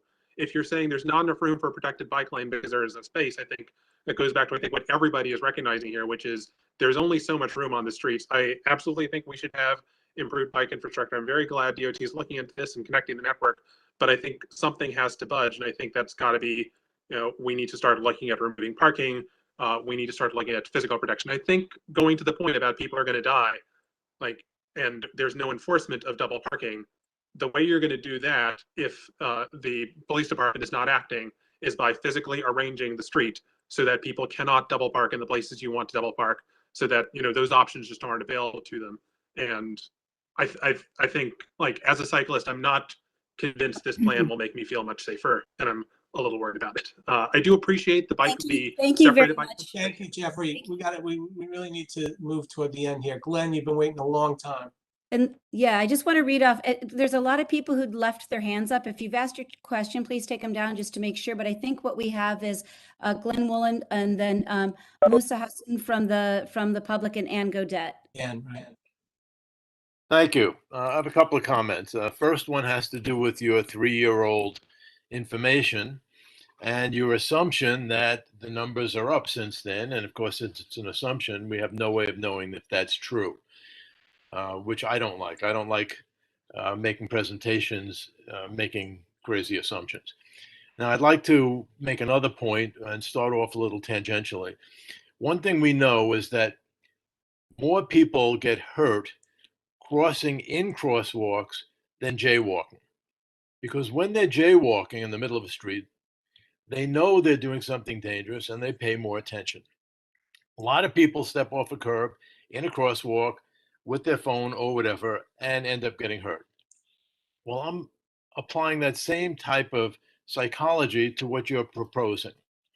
If you propose lines in a street that don't actually make it safer, you're psychologically telling people it's safer, and they're not going to be paying the same level of attention as when they go on a street that they know is not safe. I think this is a huge mistake.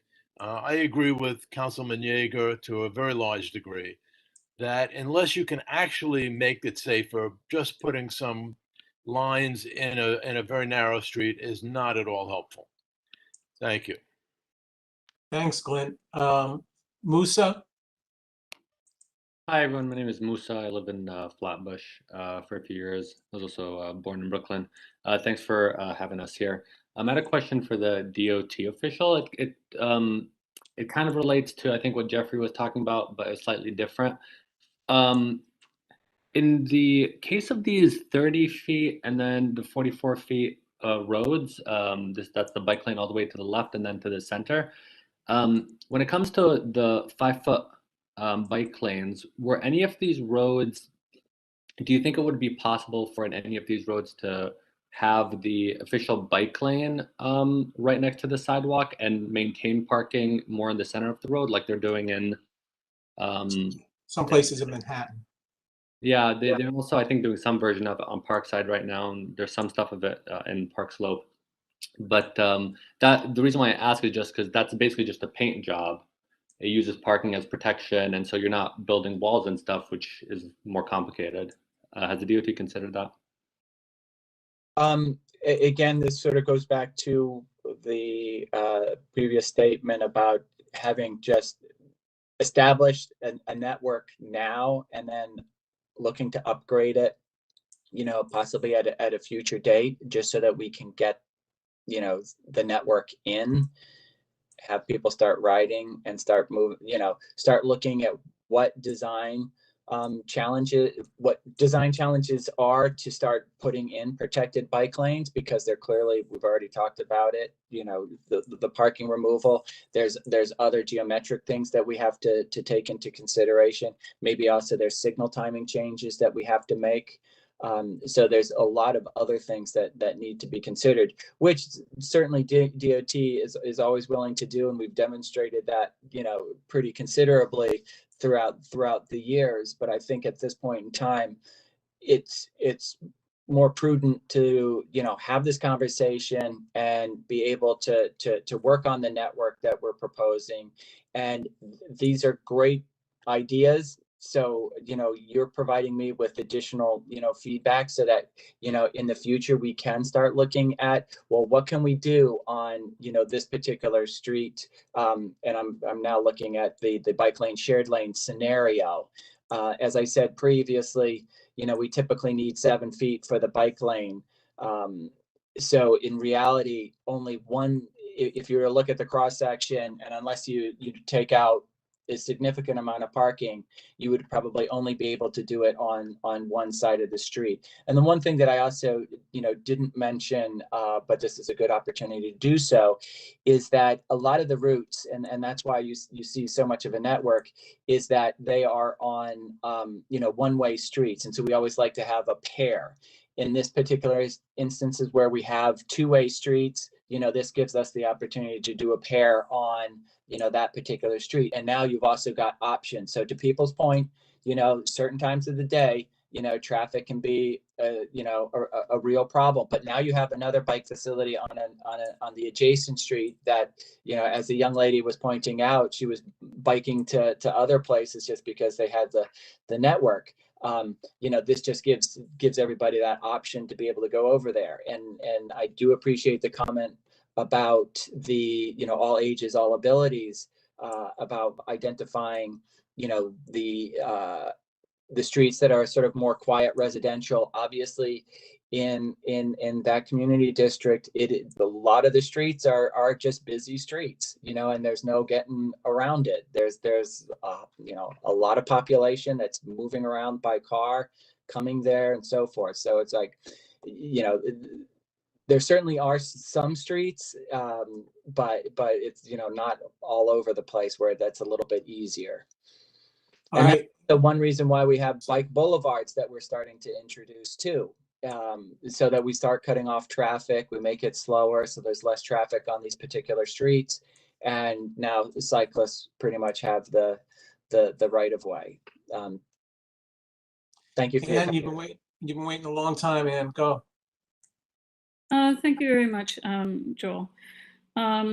So I wanted to thank you so much for the work that you've put into this and for coming before the board to make this presentation. We really appreciate it. I'm just curious on your proposed, the page that's displayed, the proposed bicycle facility design. On none of those do I see a bike lane that is protected by vehicles, which a prior speaker mentioned was indeed a paint job. But I'm curious if there are some other, and I'm sure that as ideas come forward onto the table, you can integrate more of them to arrive at something that is both safe and that shares the road. And the idea of more current data would help to support and to better define what those needs are. I was curious, are you looking at the possibility of, on these very busy corridors, putting bicycle turning lights that are affixed to the traffic lights? So there is clearly a delay that allows the bicyclist to use that time. So that's my first question. I have about 3 points. That's the first one. We are over time though, Ann, too. So okay, so let me give you the 3 points. Thank you, Sean, for that. So would you consider mechanical things like that? Would you consider these are two-way streets that are depicted, except for one, which are depicted on this. And I'm curious if instead of using a 14-foot lane or 14 feet, 7 and 7 on either side, if 10-foot could be a shared lane in 2 directions, so that your bicyclists will certainly watch out for oncoming bicyclists, particularly if they're not worried about competing with traffic, which is adjacent to them, but rather the parked vehicles. And I think that's it. I'll reserve. I yield the rest of my time for your response. Thank you. Ace, quickly respond. Oh yeah, it's quickly. So we wouldn't put dedicated bike signals in unless there was a real need to put to be able to control the cyclist. But I will add that back in, I think it was 2019 or 2020, I'm forgetting which year, in the fall, the legislation was passed that allows cyclists to go with the pedestrian walk signal. So as you know, a lot of times we are now allowing the pedestrians to cross before the cars are released. So this is also giving the opportunity for the cyclists to be released at the same time as the pedestrians, so they can get a head start and be clear of the intersection, or as much of the intersection as possible, before the cars, start to go or start to make the turn. Joel, Nina? can I jump in order to Sure. ask a sort of in hopes of trying to wrap this up? The thing I want to say is, it feels, Hayes, like you did get a lot of information to absorb, and we do have this recorded, so we can try to tease out and absorb it with more time and see what can be woven into the plan. There were also things mentioned that were sort of ancillary to bike lanes, or even unrelated to bike lanes altogether, that are DOT issues that we'll follow up on as service delivery requests. DOT kind of has me feeling like I'm playing whack-a-mole in the dark during an earthquake with the many uses that are being proposed. You've got open streets for restaurants, open in planned uses for electronic vehicle charging stations, and there's another private one, city bikes, and that's public space for private profit. At the same time, we've got bike lanes and express bus lanes also proposed. So I have asked DOT to kind of provide me with an overview of how you're going to set policy with various competing interests in the public right of way.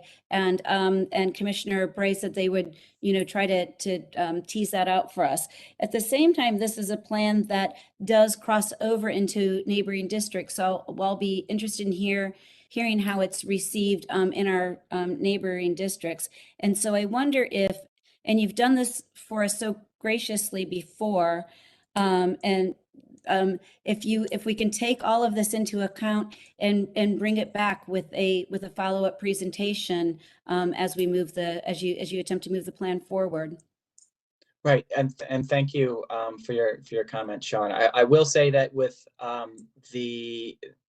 as I mentioned, sort of developing the network outside to the adjacent communities, there is that opportunity to actually keep it within, because as I said previously, we want to be able to connect facilities from one to another. So we can obviously, as need be, reduce the network just to fit within the community board. Now, clearly that's not our entire interest, since we do want to develop a network, but we want to be able to develop, as we've done in the past, a network that will be used, and that everybody will be satisfied. We've spent plenty of time doing that in the past. So, and I will say, we are in October. We're not implementing this tomorrow. We are, our season is just about to end in another 6 weeks. So we're basically wrapping up all our 2021 projects. And so realistically, as you're pointing out, this is an opportunity. We don't resume implementation until April of next year. So we've got several months to be able to come back and talk to, the group, further about the network and any other conversations that we might have had with the different, community districts. I think we also have to take into consideration, while we really want to be able to work with the different community districts, every community district has their own different, interests that might not always, fully align. And so we don't want to get marred with just the different politics that are at play on the peripheral communities, but be able to sort of focus on trying to get a network installed, and yeah, to everybody's satisfaction. So I leave it at that, Sean. Thank you. So thanks to everybody for sticking it out. This is a late affair, and I think it was a very good meeting. A lot of different thoughts and a lot of good intentions. So I'll leave it at that. Thank you. Sean, you want to say anything else other than we'll make a motion to adjourn? I actually don't want to say anything else. So thank you very much, everybody. Can I get a motion to adjourn? So moved. Motion to adjourn. Second, somebody? Seconded. I heard a second, I think. All right. Thank you, everybody. Good meeting. Thank you. Thank you very much, Joel. Thanks so much, Hayes. Thank you. Yes, Hayes, particularly Hayes. Thank you. No, thank you, everybody. Appreciate it. See you soon. Thank You you. Bye. too.